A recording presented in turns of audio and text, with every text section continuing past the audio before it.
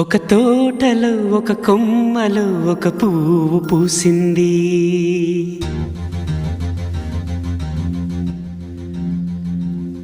మహారాణిలా మహాలక్ష్మిలా ఆ పువ్వు నవ్వింది.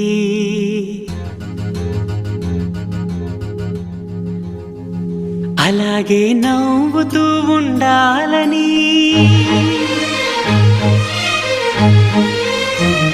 అలాగే నవ్వుతూ ఉండాలని నింగి నేల వాగు వంక చెట్టు చేమ గువగూడు ఆశీర్వదించాయి.